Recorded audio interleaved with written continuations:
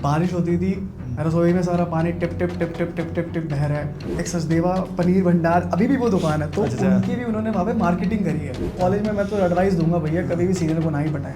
वो तो कह के चलेगी तुझमें ईगो है, तूने मुझे धक्का मारा है, तूने मुझे ये करा है। अच्छा ठीक है, तो 4 साल हो गए रहते हो, तब तुझे चीज़ दिखाई नहीं दी।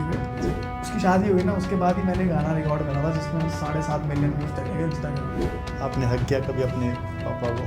मैंने पानी की बोतल, मैं व्हील चेयर पे देख रहा हूँ, मैंने पानी की बोतल ली, पापा ने मुझे ऐसे देखा और अपना सिर नीचे कर लिया।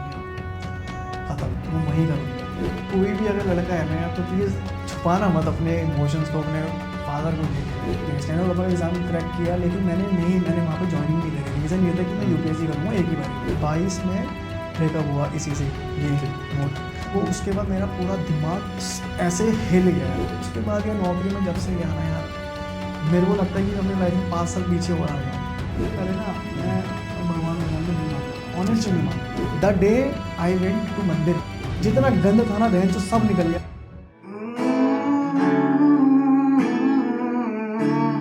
लौट आने की कोई गुजारिश न की, अब तो अच्छी सी लगती है तेरी कमी।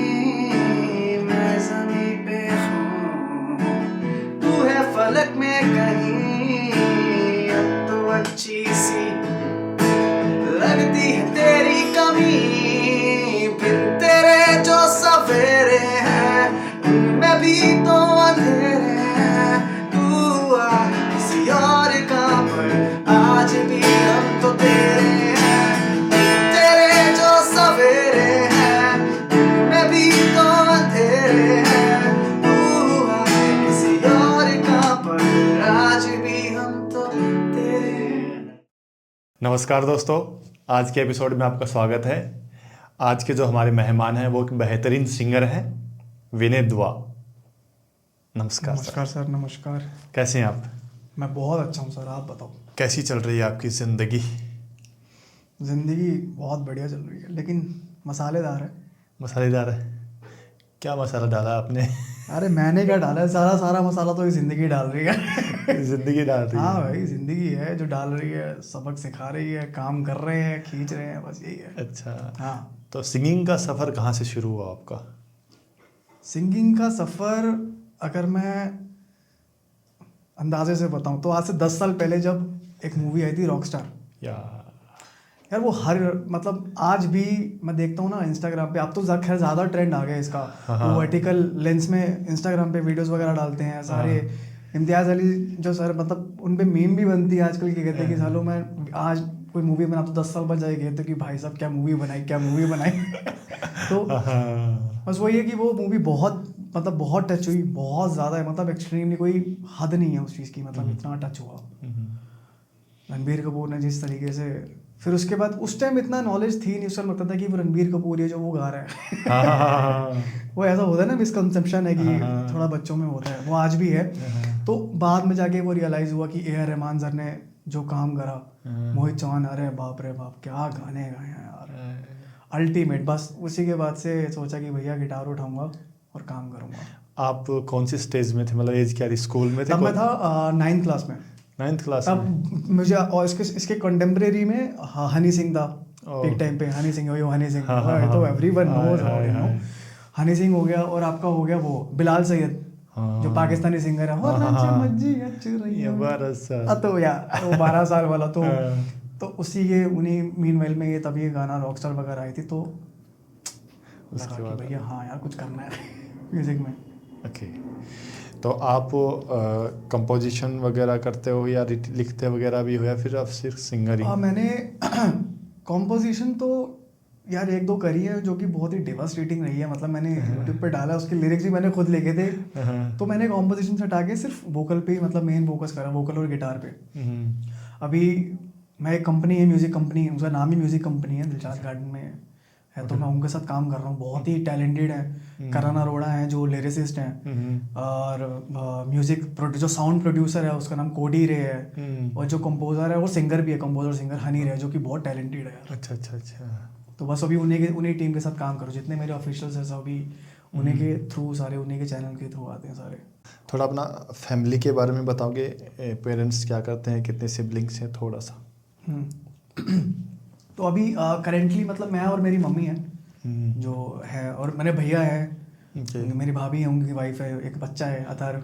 अच्छा। हाँ, पापा नहीं है, पापा 2020 में एक्सपायर हुए थे कोविड के टाइम पे ही। अच्छा, कोविड की वजह से? हाँ, कोविड की वजह से एक्सपायर हुए थे। तो वो शायद से थोड़ा सा एक फेज था मेरी लाइफ का जो कि बहुत ही कहते हैं ना कि एक आई वॉज अ मैन, मतलब मैन नहीं था मैं, I was a boy before the moment he passed away I became a man, है ना। तो काफ़ी मुश्किल होती है कि मतलब उस टाइम पे संभालना, यार काफ़ी बोलना, सब कुछ डिफिकल्टी होता है। देखो मैं अभी बयां भी नहीं कर पा रहा हूँ उस चीज़ को, क्योंकि वो फेज ही इतना डिफिकल्ट था मेरे लिए। सारा फाइनेंशियल ऐसा कुछ बर्डन था नहीं, बट है ना, मैं ग्रो कर रहा हूँ। उस टाइम भी मैं यूपीएससी की तैयारी कर रहा था। देखो ये बहुत ही मैं 2020 से मैं यूपीएससी की तैयारी कर रहा हूँ। अच्छा। आज शायद से मैंने अभी छोड़ी है इसी रीज़न से कि थोड़ा सा है कि भैया थोड़ा सोसाइटल नॉर्म्स है कि भैया आपको 27-28 तक you have to get settled, you have to earn, है ना। वो सोसाइटी में इतना प्रेशर होता है। गलती हमारे माँ बाप की भी नहीं है, जो उनके सराउंडिंग में जो 2-4 लोग होते हैं ना, कानों में भरते हैं बातें, तो बस वो चीज़ें कानों में जब घूमती है कि यार चल ये बंदा अपनी माँ को या बाप को ये ला के दे रहा है और मैं क्यों नहीं ला के दे पा रहा, तो वो चीज़ें भी आती है। खैर ये बात रही फैमिली में, बस यही है। अभी मम्मी है, मैं हूँ, भैया है, भाभी है, उनका बच्चा है जो कि बाहर रह रहे हैं। भैया भाभी कनाडा में रहते हैं, मैं और मम्मी यहीं पे रहते हैं अभी फिलहाल करेंटली।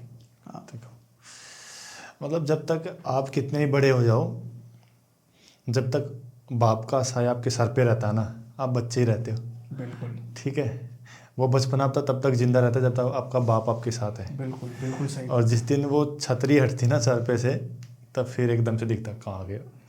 वही कहते हैं ना यार, वो कहते हैं। मैंने एक मैं शायद से किसी जागरण में बहुत छोटा था, मतलब मैं होऊंगा 3rd या 4th क्लास में, 5th क्लास में होऊंगा, तो मैं मेरे वहीं पे हुआ था। तो वहाँ पे एक बंदा था, उन्होंने मुझे बोला कि जो माँ होती है ना, माँ ऑब्वियसली आपके मतलब आपको जो एक अपने आचरण में रखती है, एक आंचल है जो कि वो आने नहीं देती, लेकिन उस आचरण तक पहुंचने के लिए वो जो द्वार है ना, वो तुम्हारा बाप है। वो मतलब पिता, एक फादर फिगर यही होती है कि वो एक गेट है, तुम्हें रियलाइज नहीं हो रहा कि तुम वहां से एंटर कर रहे हो, है ना। वो एंट्रेंस ही वो लाके देता है, एक छाया, प्रोटेक्शन जो कि होती है ना, सिक्योरिटी। तो बस वो चीज़ है जो शायद से वो फादर ही होता है जो वो लाके देता है। ऑल्दो पापा के जाने के बाद ऐसा नहीं है कि मैं बहुत ही उसमें रहा, मतलब मेरा भाई है यार, Himanshu, his name is Himanshu, तो ही इज एब्सोल्यूट, मतलब कोई कमी नहीं आने दी है फाइनेंशियली, मेंटली, किसी भी तरीके से। मेरे पापा ऑटो चलाते थे, मतलब कि ऑटो। तो 2 कमरे का घर, बहुत छोटा सा। मुझे पता है कि हम मतलब हमें उस टाइम तो खैर मैं छोटा था, मुझे तो इतना रियलाइज भी नहीं हो जितना मेरे शायद से माँ बाप ने किया होगा उस टाइम पे। बारिश होती थी तो हम ज़मीन पे सोते थे, अब गर्मी होती थी तो एसी तो खैर उस टाइम कहाँ अफोर्ड कर पाते। अब ऑटो चलाने वाला आदमी 300 रुपये दिन के कमाता, जिसमें से दूध आता, सब्जी वब्जी, खाना पीना आता। तो बारिश होती थी, रसोई में सारा पानी tip tip tip tip tip tip tip बह रहा है ना, मतलब कमरे के अंदर तक पानी फ्लो होके आ रहा है, तो हम सो नहीं पाते। तो मतलब ऐसी रातें भी मतलब हमने देखी हैं। उसके बाद भी भाई गेट सेटल्ड, काफ़ी पापा ने ऑब्वियसली यार काम वाम करा, मेहनत करी, सब कुछ करा काम वाम। उसके बाद फिर वो सेटल हुआ अपने दम पे, हमने अभी घर लिया, पूरा अच्छा सा घर लिया, बहुत बढ़िया घर लिया, वो बाहर सेटल्ड है, सब कुछ है। तो काफ़ी सही जर्नी है। तो मतलब कि he is similar like my father, तो ऐसा कुछ फील नहीं होने दिया कहीं पे भी। ऐसा है, सिंगिंग को चूज़ किया, जैसे कि हम मिडिल क्लास में आर्ट एक मतलब इतनी इम्पोर्टेंस नहीं दी जाती आर्ट को, नौकरी प्रायोरिटी होती है ना।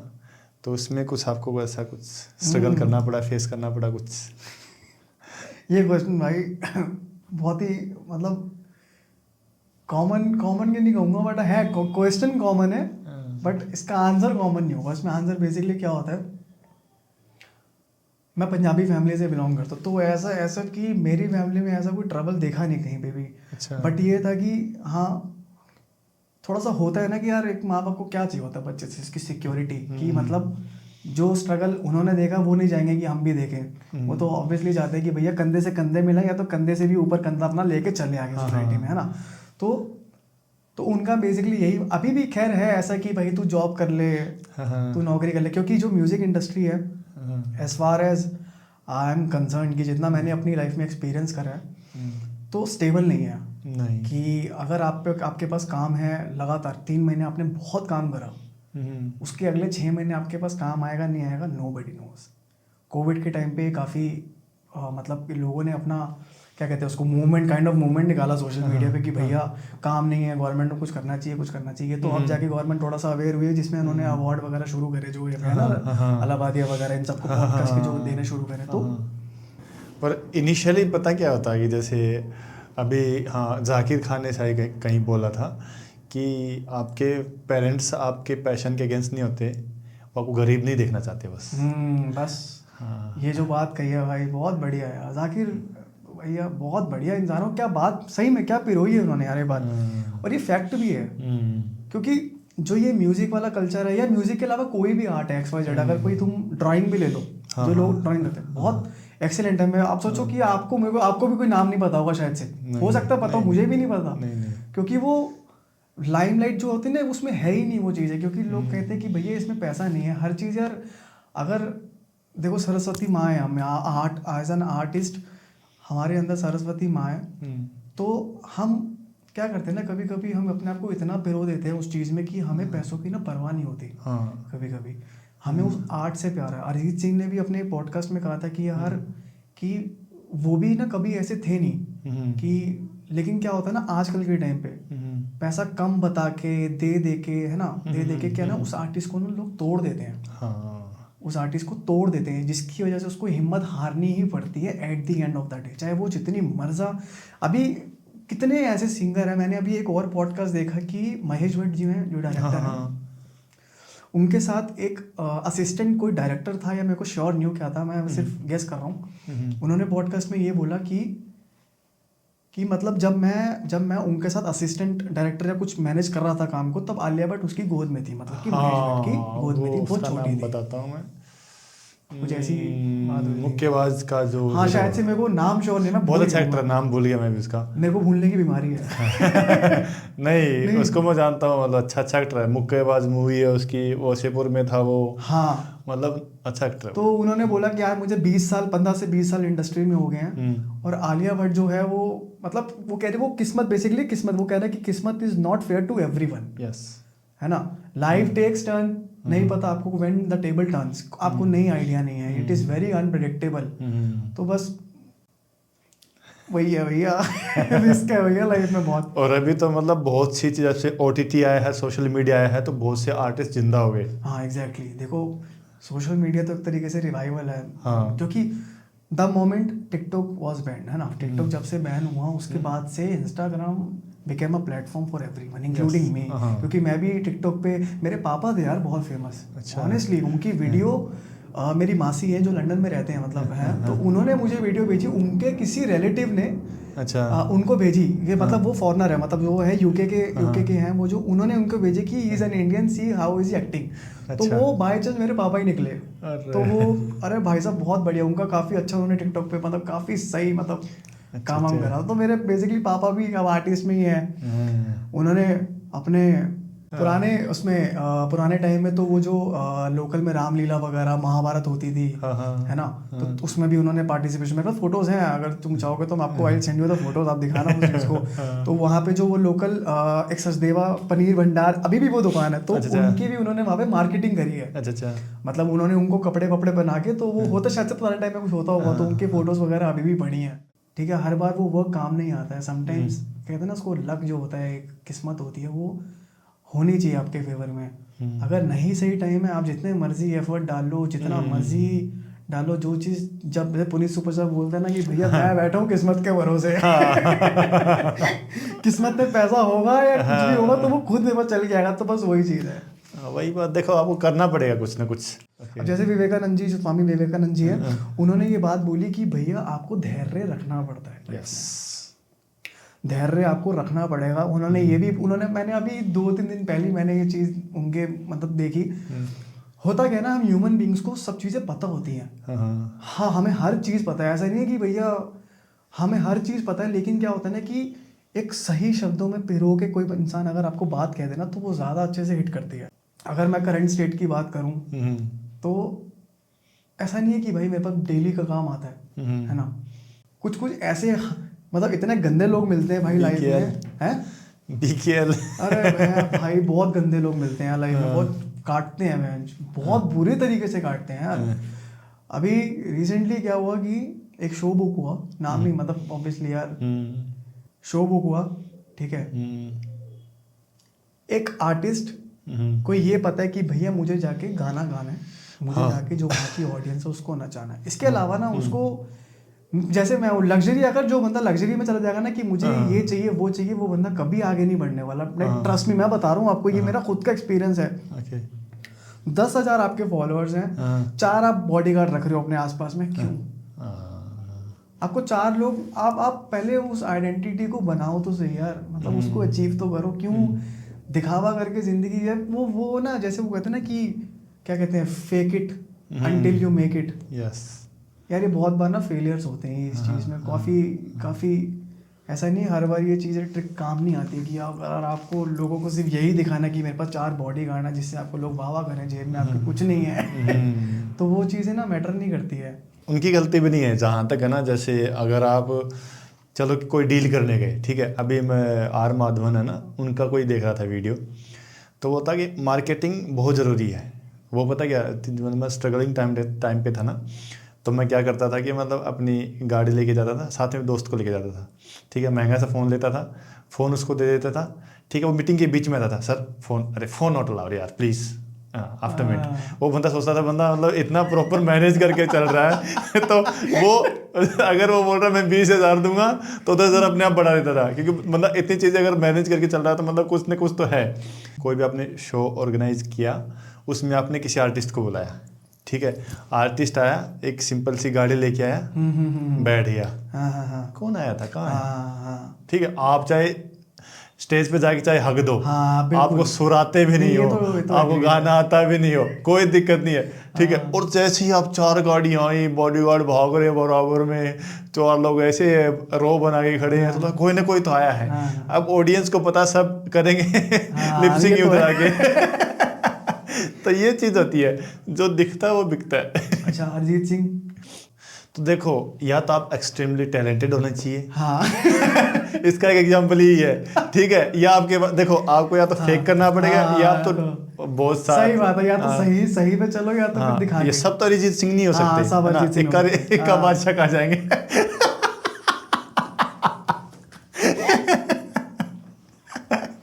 उनको रहने दो मार्केट में तो वो चीज़ है ना, चल रही है बादशाह हनी सिंह, अरे चल रहे तो क्या फर्क पड़ता है, हमें क्या फर्क पड़ता है यार सच में। वो ही चीज़ है ना।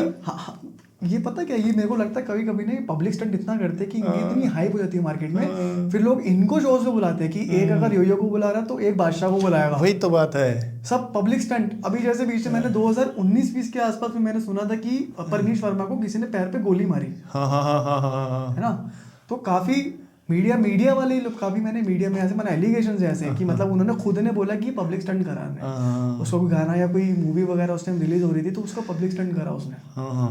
तो ऐसे बहुत केसेस ऐसे हैं। देखो, डायमंड को चमकने से कोई नहीं रोक सकता, पर सब डायमंड है नहीं ना, दिक्कत ये है। क्या बात है, पुलिस भी पुलिस करके चमकाना पड़ता है बहुत से लोगों को। ओके, तो चन्ना मेरा, मैं कॉलेज में ही था, ओके, ठीक है, कॉलेज में I was in the music society, म्यूजोक नाम था उसको, म्यूजोक, ओके। तो वहाँ पे जब मैंने ज्वाइन करा तब भी मैंने ये गाना, मतलब ऑडिशंस होते ना, तो तब भी मैंने ये गाना गाया। मेरे कॉलेज का फेयरवेल था तब भी मैंने ये गाना गाया। ऑफिस में मेरी पहली ज्वाइनिंग थी जब मैं 2022 में शुरू करी, अब तो छोड़ दी मैंने, काम नहीं कर रहा, तब भी मैंने ये गाना गाया। जब मैं ऑफिस से निकला तब भी मैंने ये गाना गाया। अब कहीं भी जाता हूँ यही गाना गाता हूँ। मैंने ब्रिटिश काउंसिल में भी काम करा है। मैं मेरे थ्रू आउट द जर्नी, मतलब कि मैं ऑनेस्टली बताऊँ, स्कूल में why I was famous because of my music, ठीक है, ऐसा कोई गुरूर नहीं है इस चीज़ का। ये है कि it sets you apart from the random audience, है ना, मतलब वो बुरे नहीं है, ऐसा नहीं है, मतलब they are general audience. If you have some talent, है ना, तो आप मतलब आप हट के देखोगे, तो बस वही चीज़ है। स्कूल में ऐसा था, फिर मैं कॉलेज में गया, तब भी मैं बिल्कुल सेपरेट था। मुझे बॉलीवुड जंकी का टैग भी मिला, बॉलीवुड जंकी का। अच्छा। पूरे कॉलेज में, कितना बड़ा कॉलेज होता सोचो कि अगर सिलेक्टेड बंदों को कोई टैग मिल रहा तो उसका कुछ है बातचीत, लोग समझेंगे जो DU गए हुए हैं शायद से, तो उनको पता लगेगा। खालसा कॉलेज में था मैं। खालसा कॉलेज में? हाँ। ओके। तो वो हुआ, तो ये उसके बाद मैं ब्रिटिश काउंसिल ज्वाइन करा। सिर्फ 6 महीने के लिए मैंने वहाँ पे काम करा भाई। वहाँ का जो सबसे बड़ा, जो शायद से वहाँ का कहते हैं ना डायरेक्टर था वहाँ पे, उनका एलन जेमवेल कुछ करके नाम है उनका। तो वहाँ के ना लोगों की क्या होती है ना, फटनी थी भाई, मतलब यार कि क्योंकि सीनियर बंदा है यार।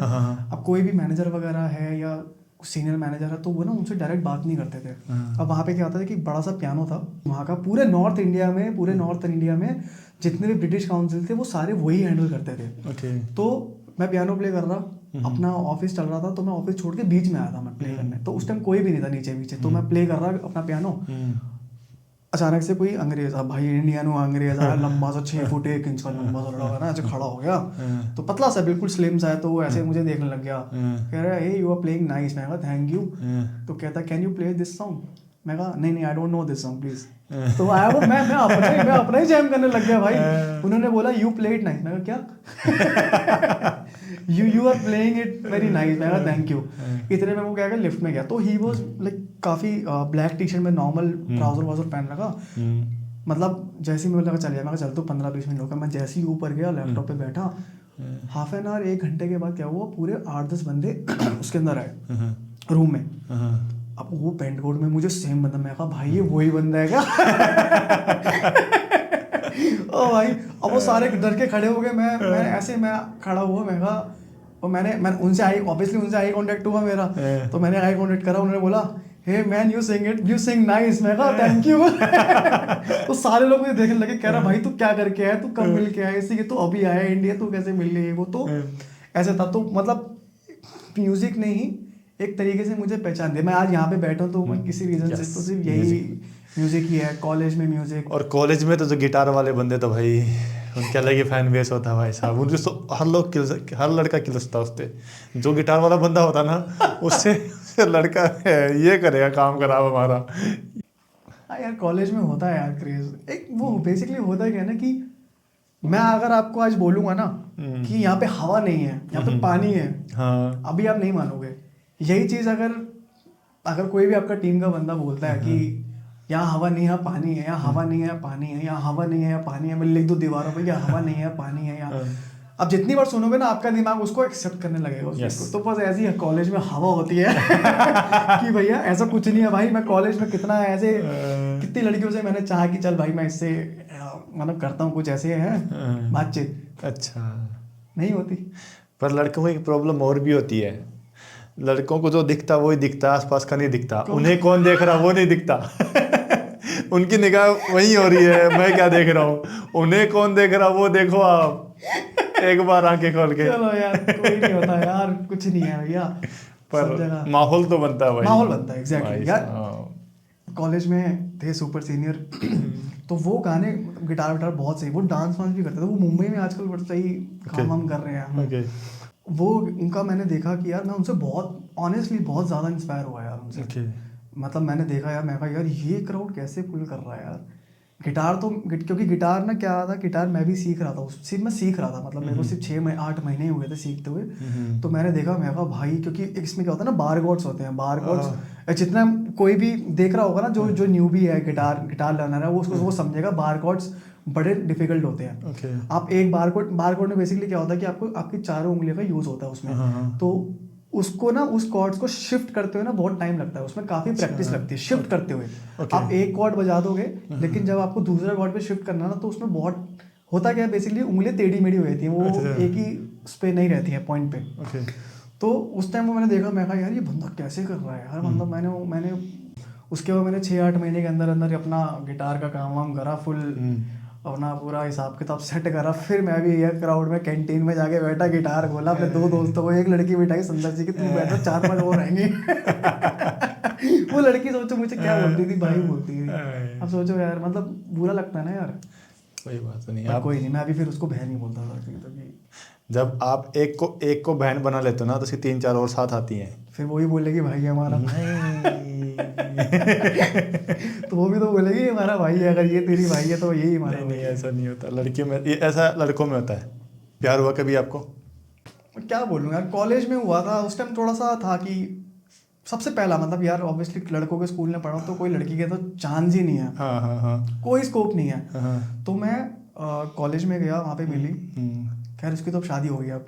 कोई बात नहीं। हाँ, तो कॉलेज में मैं उससे मिला, हाँ काफ़ी सही ट्यूनिंग बैठी अपना, हम रिलेशनशिप में वगैरह में आए, 3-4 महीने लिए, अच्छा ठीक है, कैसे भी करके आए। उसके बाद बहुत ही बुरे फेज में ख़त्म हुआ कि मैं कॉलेज में ही हूँ, आई वॉज मेरे से वो सीनियर थी, 1 साल सीनियर थी। अच्छा, तो अच्छा। कॉलेज में मैं तो एडवाइस दूंगा भैया कभी भी सीनियर को ना ही पटाएं। ओके। क्या, हाँ, तो मैं 3rd ईयर में आया तो शी जॉइंड अ कंपनी, ठीक है, वो किसी कॉर्पोरेट सेक्टर में उसने काम करना शुरू करा। तो वहाँ पे जाके अब यार होता है ना कि कॉर्पोरेट में थोड़ा सा आपको जो लड़के नहीं मिलते हैं, आपको मेन मिलते हैं बेसिकली, हाँ, हाँ, जो कि शादी के लिए प्रिपेयर ऑलरेडी कुक्ड होते हैं, वो है ना हाँ, कि हाँ, मतलब कि यार वो थोड़े मैच्योर लगते हैं। हाँ। तो वो फिसल गई और Okay. उसने ब्रेकअप कर लिया। Okay. लिटरली वो इतना बुरा ब्रेकअप था मेरे लिए कि मतलब मैं तो छोटा था ना, लेकिन मेरे पास ऑप्शंस थे उस टाइम। अच्छा। मैं 3rd ईयर में हूँ, मैं गिटार ऐसे प्ले करता हूँ, कितनी लड़कियां हैं, तो आई वॉज डूइंग फाइन।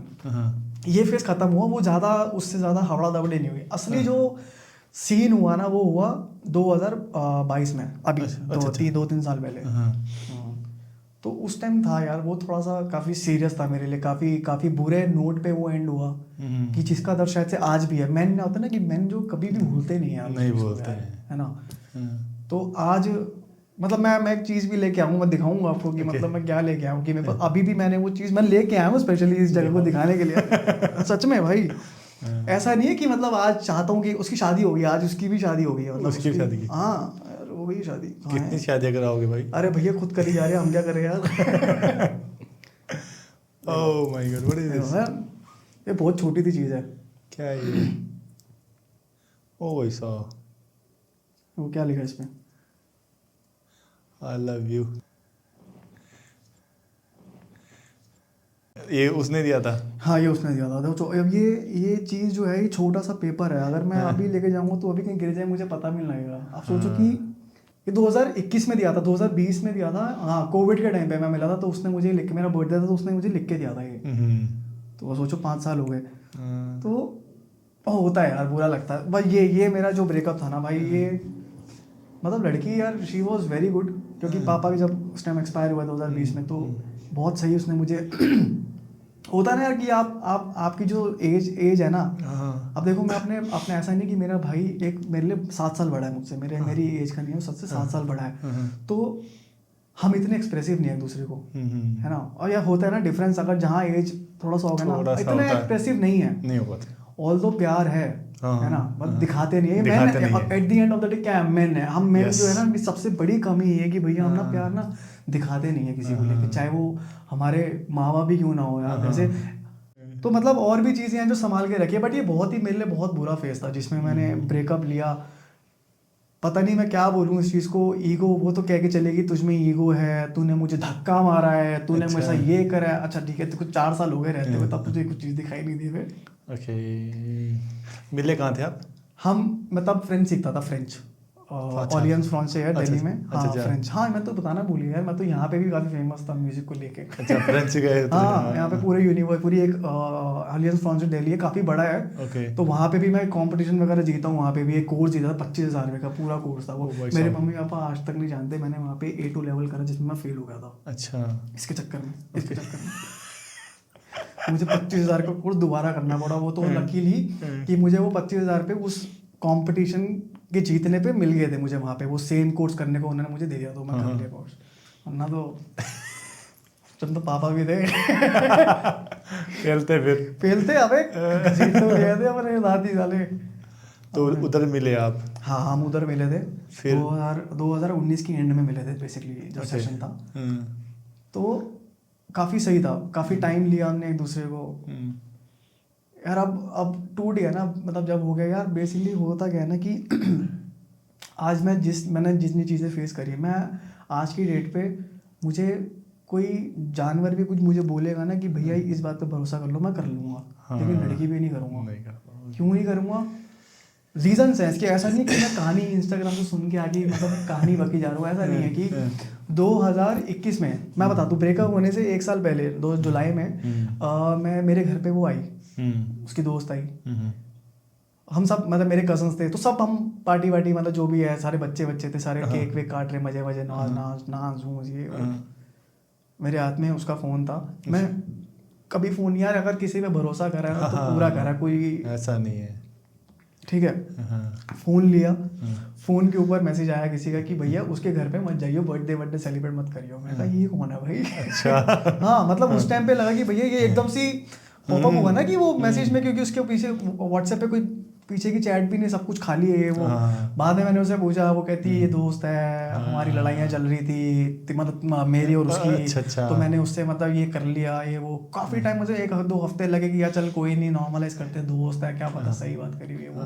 धीरे धीरे करते खत्म।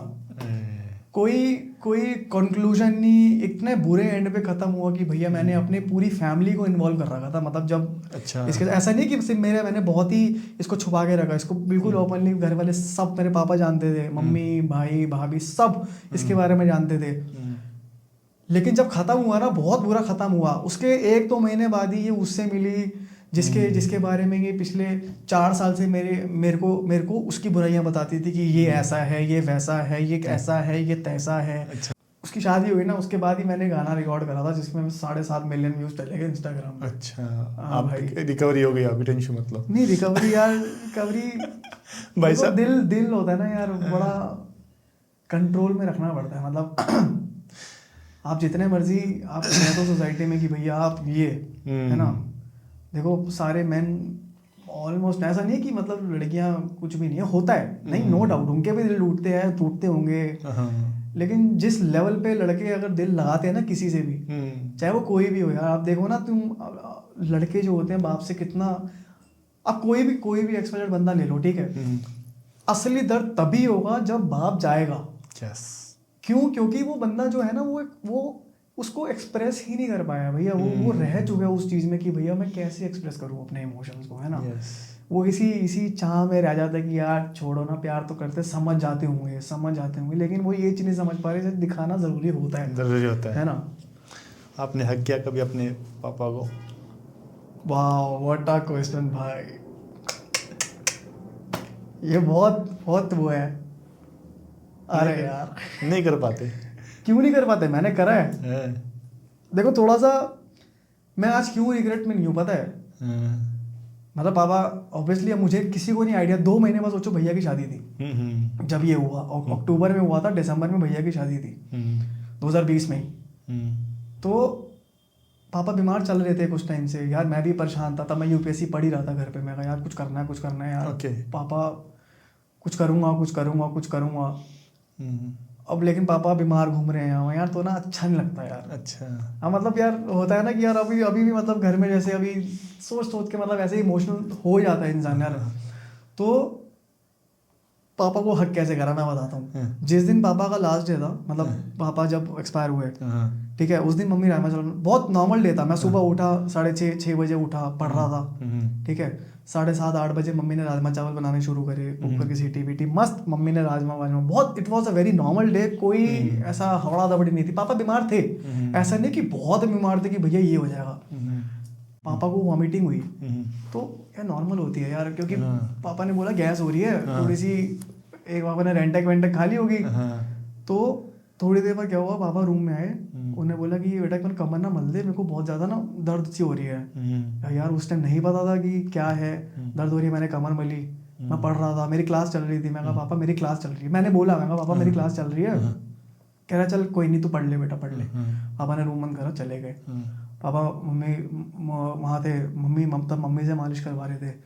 तो फिर बाई चांस मैं बीच में उठा बाथरूम करने के लिए, मैं निकला, मैंने देखा पापा भी मालिश करवा रहे हैं। मैं वहाँ पे गया रूम में, तो पापा ने बोला ओए क्या, चल भाग यहाँ से फटाफट, मतलब जाके पढ़ फटाफट, घूम मत यहाँ आसपास में। मतलब वो बेसिकली ऐसा नहीं है कि उनको ये लगा कि मैंने बोल दिया पापा मेरी क्लास चल रही है, वो ये था कि वो चाहते नहीं थे कि वो चीज़ वो देखे।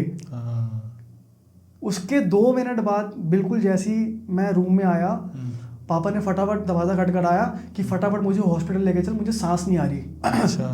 पापा ने उस टाइम से निक्कर पहन रखी थी, ऊपर कुछ नहीं था पापा, तब कि पापा मम्मी, तो पापा गली में निक्कर में ही उतर गए, उनसे वो कंट्रोल नहीं हो रहा था। और मैंने जब वो देखा मैं बहुत घबरा गया, मैं संभाले नहीं सकता क्योंकि भैया बाहर रहता है, अब मैं अकेला था घर पे, छोटा ही था यार 5 साल पहले, 21-22 साल छोटा यार, ऐसे इनकी पापा बोलते हैं ना, तो यार नहीं पता था दुनियादारी का।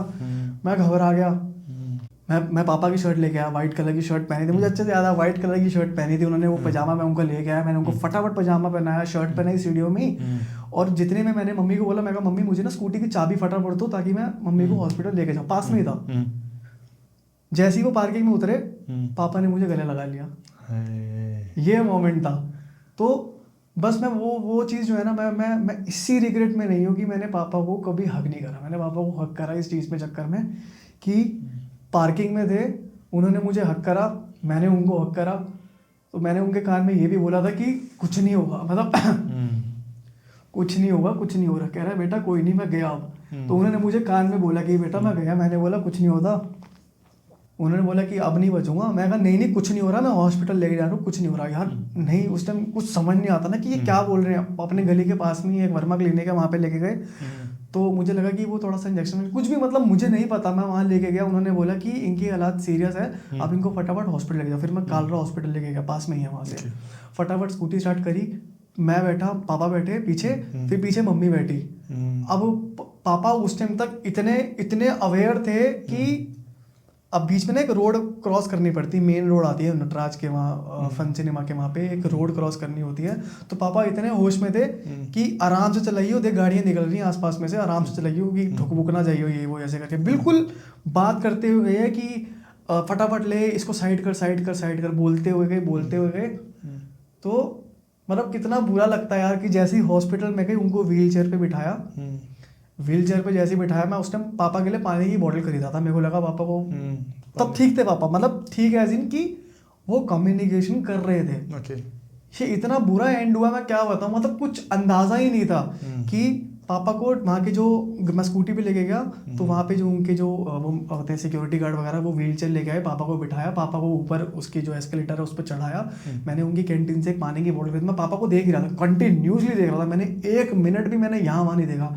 मैंने पापा को, मैं ऐसे पानी की बोतल ले रहा था ऐसे करके, मैंने पानी की बोतल, मैं व्हील चेयर पर देख रहा हूँ, मैंने पानी की बोतल ली, पापा ने मुझे ऐसे देखा और अपना सिर नीचे कर लिया, ख़त्म, वो वहीं ख़त्म थे।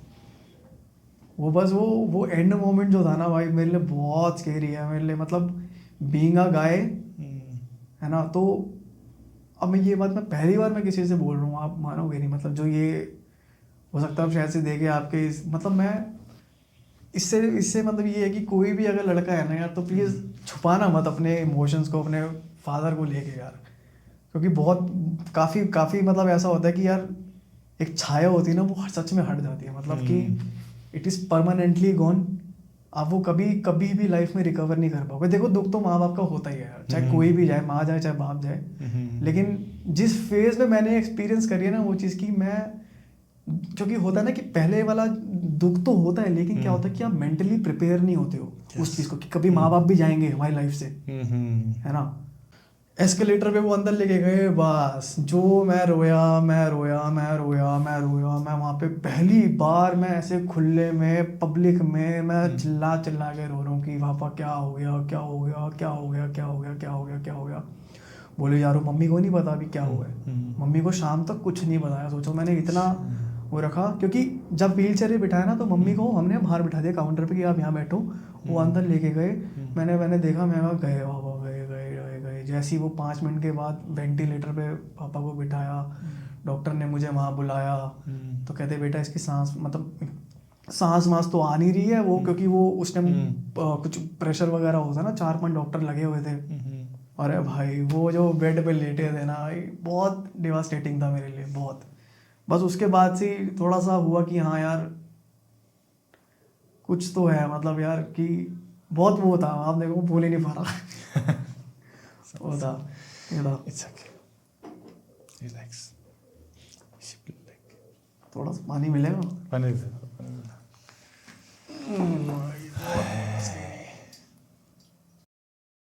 हाँ, ये यूपीएससी का कहाँ से आया? ब्रेकअप के बाद आया कि ठुकरा के नहीं मेरा नहीं प्यार? नहीं नहीं, यूपीएससी बेसिकली देखो मैं बताता हूँ। मैं 2019 में मैंने स्टेनोग्राफर का मेरे को स्टेनोग्राफी भी आती है, अच्छा तो मेरे पास स्किल्स बहुत है। मैंने स्टेनोग्राफर का एग्जाम क्रैक कर रखा है एसएससी का। अच्छा।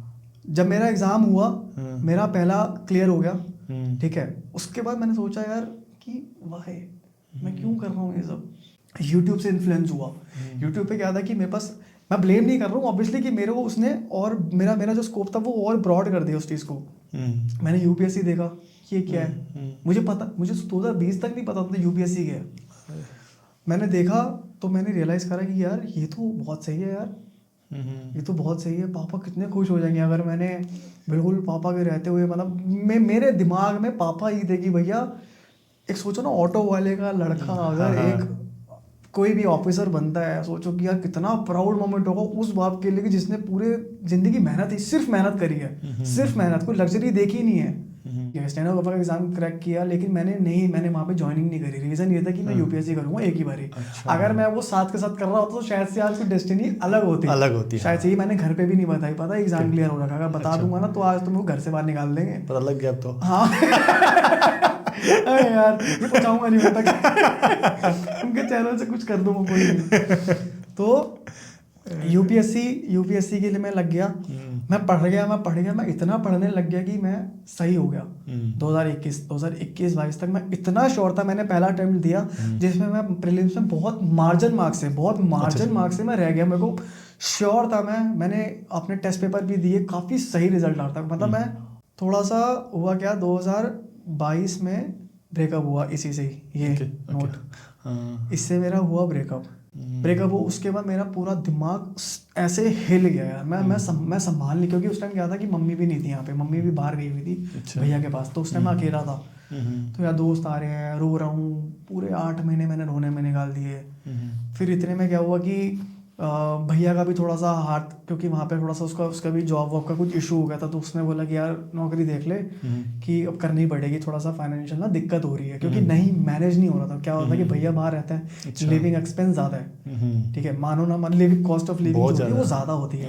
तो अब क्या हुआ कि वो इंडिया में मैनेज नहीं हो रहा था, क्योंकि अब मेरा भी पढ़ाई है, मेरी कोचिंग की फीस जा रही है, कोचिंग पे लेता था मैं, महीने के पैसे EMI पे कोर्स उठा रखा, पैसे बुक्स वगैरह थी, फिर डेली के इंटरनेट चार्जेस थे, बिजली था, सब कुछ था, मेरा आना जाना, कोचिंग जाऊंगा, खर्चा होता ट्रैवल, तो बहुत बर्डन आ रहा था।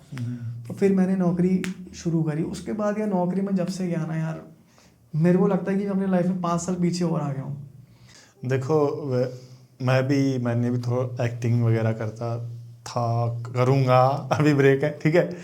एक आर्टिस्ट की सबसे बड़ी प्रॉब्लम पता क्या होती है? दारू वाले से आप नशा छुड़वा सकते हो, ड्रग्स छुड़वा सकते हो, कुछ भी छुड़वा सकते हो, आर्ट कभी नहीं छोड़ेगी आपको। आप कुछ ही बन जाओ जिंदगी में, अगर आप आर्ट से दूर हो गए ना तो आप जिंदा नहीं रह पाओगे, ठीक है। तो आपको ये तो है भाई, देखो आर्ट तो यार बहुत सही है। आर्ट आपको इतना पीस देती है ना यार। अभी रिसेंटली मेरे साथ एक्सपीरियंस हुआ, टिकट बुक हुई बाहर की, ठीक है, शोज बुक हुआ, 2 दिन पहले मैंने फ़ोन करा अपनी डेट से, 2 दिन पहले कि इवेंट है। देखो अब मैं ये चेक नहीं करूंगा भेंचो एयरलाइंस की पॉलिसी खोल के कि गिटार मैं सीधा लेके जाऊंगा या वहाँ पे चेक इन में चेक होगा। अच्छा, हाँ, है ना। मैंने फ़ोन करा, मैंने पूछा, मैं कहा मैम आप प्लीज़ मुझे ये बता देना चेक करके। कहती इतना काम ना तुम भी कर सकते हो। मैं कहा तेरी भैंस की, तेरी मैं की, ये क्या बात हुई यार, ये कोई बात थोड़ी होती है यार। आर्टिस्ट है भाई, आर्टिस्ट है। आपकी जगह पे एक मैं अपनी आर्ट लेके आ रहा हूँ, मुझे अपना कोई गुरूर नहीं है भाई, मेरे को कुछ नहीं है वहाँ पे। मैं एक चीज़ और बताता हूँ, 2000 मतलब मेरे ब्रेकअप से, ये जो 2022 में मेरा ब्रेकअप, उससे पहले ना मैं भगवान में नहीं मानता था, ऑनेस्टली नहीं मानता था। धीरे आई रियलाइज कि नहीं भाई मैं अपनी राह पे ही नहीं हूँ। The day I went to mandir, मैं ऑनेस्टली बताऊँ, मेरे पास इतनी स्किल्स है ना, मतलब पढ़ाई को भी लेके मैं इतना अकेडमिक में इतना अच्छा कर रहा था, मेरी नौकरी नहीं लग रही थी। सोचो 2020, ऐसा नहीं कि मैं इंटरव्यूज में ट्राई कर रहा था, मेरी कहीं नौकरी, एक मैंने वो गवर्नमेंट एग्जाम क्रैक करा, उसके बाद से लेके 2022 के नवंबर तक मेरी कहीं नौकरी नहीं लगी। जब भैया ने कहा ना कि यार थोड़ा फाइनेंशियल बर्डन आ रहा है तो प्लीज देख ले, मैंने बोला है नौकरी है, चिंदी है मैं ऐसी कहीं कॉलिंग मेरी कॉल सेंटर में भी लग रही हो चुकी। मैं चाहता कि उसने मुझे कहीं भी नौकरी मिल जाए, डोमिनोज, मैकडी, ये वो, कहीं भी। मेरे को म्यूजिक शोज कुछ नहीं। मैं जिस दिन मंदिर गया ना, जिस दिन मैंने ये सब हिसाब किताब अपना थोड़ा सा साइड करके मैं कहा नहीं भाई, आई हैव टू बिलीव, मुझे कहीं तो अपना सिर झुकाना पड़ेगा। है ना। तो बस मेरे को उन्होंने, ऋषभ भैया ने मुझे वो वहाँ तक मुझे लेके गए। उसके बाद जो मेरी ज़िंदगी में ड्रास्टिक चेंज होना भाई, ऑनेस्टली, मतलब इतने शोज आए, नौकरी भी लग गई, अच्छा खासा पैसा आने लग गया, फ़ोन ले लिया, सब कुछ ले लिया, घर संभालने थोड़ा सा होता है ना कि बिल भाई बहुत बड़ी बात होती है एक मिडिल क्लास फैमिली के लिए। चाहे मैं जितने मर्जी शोज मान लूँ, लेकिन at the end of the day ऐसा होता है ना कि यार ये सारे खर्चे भी उठाने, तो वो बड़ी चीज़ होती है। जितना गंद था ना बहन जो सब निकल गया लाइफ में। ब्रेकअप भी उसके बाद ही ब्रेकअप हुआ ये, मंदिर के बाद ही ये सारा गंद, मेरे को लगता है ये सारा गंद था भाई। ये लेसन्स थे लाइफ में जो मुझे मिलने थे, ये मुझे मिले भगवान की दया से, भोले बाबा की दया से सब सही चल रहा है। और बाकी आस्था, भगवान बेशक आपको कुछ ना दे, पर इंसान के फेलियर्स के सबसे बड़े रीज़न दो होते हैं, एरोगेंस और वो डिसिप्लिन नहीं रहता। बिल्कुल। और आस्था आपको दोनों चीज़ सिखाती है, आपको झुकना सिखाती है, ठीक है, और आपकी डिसिप्लिन सिखाती है, जो आपको एक बड़े स्केल पे लेके जाती है, ठीक है। तो आस्था होनी बहुत ज़रूरी है। अगर जो भगवान में आस्था नहीं रख सकता, आप किसी पर विश्वास भी नहीं करेगा, नहीं कर सकता, बिल्कुल नहीं। और बिना भरोसे के आप कुछ गाड़ी नहीं चला सकते आज के दिन। किसी न किसी पे आपको ट्रस्ट करना पड़ेगा, बिल्कुल, ठीक है। तो आस्था आपको ना ये 2-3 चीज़ें आपके लाइफ में लेके आती है जिससे आप ग्रोथ करते हो। अदरवाइज जब तक आप आस्था में नहीं मानते ना, आप एरोगेंस में जीते हो, अहम में जीते हो। एरोगेंस यार, अहम रावण का भी नहीं था। अहम तो यार देखो, रावण इतना बड़ा भक्त था भोले बाबा का, देखो उनका विनाश हो गया सिर्फ अहम के चक्कर में, सिर्फ एक छोटी सी चीज़ है अहम। तो अभी डेस्टिनेशन क्या है, कहाँ जाना चाहता है विनय दुआ? एक बहुत बढ़िया लाइफ, इसमें बिल्कुल टॉप नॉच फेम, ठीक है, नेम, पैसा, वेल्थ, सब कुछ, हेल्थ वाइज बेटर, मम्मी साथ में हो, एक फैमिली हो जाए बस। Whether it comes from my music और बाय बिकमिंग एनी ऑफिसर, कुछ भी हो। एज एन आर्टिस्ट कोई ऐसा कोई है आपका माइलस्टोन? मैं टाइम टू टाइम ना, जैसे अरिजीत सिंह के साथ, जैसे कोई फैन, किसी ने फैन ने फोटो खिंचवाई, तो मैं उस फैन पे अपना फोटो लगा के अरिजीत के साथ पोस्ट कर देता हूँ। अच्छा। अभी मैंने रिसेंटली अभी वर्ल्ड चैंपियन ट्रॉफी हुई थी जिसमें जीती थी शायद से इंडिया, मुझे नहीं पता, T20 वर्ल्ड कप था। हाँ, वो शायद से वही था। तो उसमें जीती थी, तो सारी क्रिकेट टीम मिलने गई थी नरेंद्र मोदी जी से, हमारे पीएम से। तो विराट कोहली की उसमें अलग से फोटो थी, जिसमें मैंने विराट कोहली की स्क्रीनशॉट लेके मैं आपको भेजूंगा फोटो, बोले मुझे याद दिलाना। उसे मैंने उसको अपनी हटा के अपना फोटो, तो मतलब ये मेरी एक manifestation, I believe in manifestation. तो बेसिकली मेरा एक जो प्राइम फिगर है जिसको मैं बहुत मानता हूँ वो अरिजीत सिंह है, और सोनू निगम, सलीम मर्चेंट, AR रहमान। कुछ ऐसा करना है, कुछ ऐसा, वैसा बनना नहीं है ऑब्वियसली, मैं कहाँ उस लेवल तक पहुँचूँ, लेकिन कुछ ऐसा करना है कि यार दुनिया बस बावली हो जाए, कि यार लोग बस दिमाग में रखे कि भाई विनय दुआ एक बंदा है यार। यस, बस यही मैसेज है सोसाइटी में कि भैया always love your parents, always follow your passion, no matter what happens in your life. मत सुनो किसी की भी, सब बकचोदी है भाई, अपनी सुनो। जब दिमाग काम ना करे ना, कुछ काम ना करे, कहीं से जवाब ना मिल रहे, तो दिल की सुन लो भाई, सच में, ऑनेस्टली दिल हमेशा आपको सही इंट्यूशन देगा भाई। ऑलवेज बिलीव योर इंट्यूशन, यही चीज़ है, क्योंकि इंट्यूशन होती है यार, इंट्यूशन लेके जाती है। तो ये था आज का episode, I hope you like it. अगर आपको अच्छा लगा तो भाई प्लीज़ बोल दो कि सब्सक्राइब वगैरह कर ले। भाई जितने भी मेरे फॉलोअर्स हैं, जो भी मुझे देख रहे हैं, जो मुझे देखना चाहते हैं यूट्यूब पे, इंस्टाग्राम पे, कहीं भी, किसी भी प्लेटफॉर्म पे, आप प्लीज़ इनको फॉलो कीजिए। अपना प्यार फॉलो तभी करना जब काम पसंद आए, कोई ज़बरदस्ती नहीं है, कोई ज़ोर ज़बरदस्ती नहीं है। आई फील बहुत ही काफ़ी अच्छी वाइब, फ्रेंडली वाइब है, कोई ऐसा एनवायरनमेंट नहीं था यहाँ पे। तो अगर आपको पसंद आया तो फॉलो कीजिएगा, सब्सक्राइब कीजिएगा, इनका यूट्यूब चैनल भी है, इंस्टाग्राम पे फॉलो भी कीजिएगा। Thank you. तो मिलते हैं नए वीडियो में, तब तक हेल्दी खाओ, वर्कआउट करो, स्वस्थ रहो। जय हिंद, जय भारत। ये गाना सुनना है यार, ये गाना जब ब्रेकअप सारे गाने ना जो आर्टिस्ट के ब्रेकअप के आसपास ही घूम रहे होते, तो ये गाना तभी गई है ना। इसके लिरिक्स पे फोकस करना, बहुत स्लो गाना है। मेरे पास है वक्त ताम्र का, तू आना आराम से, तू आना आराम से।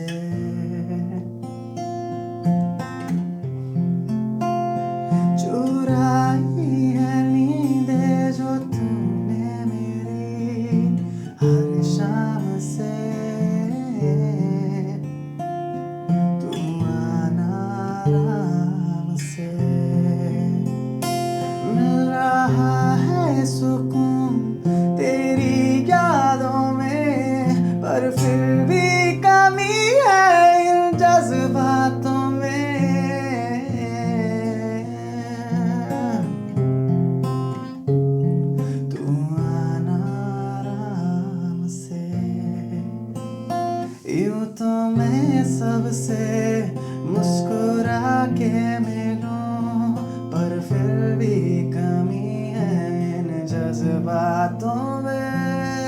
है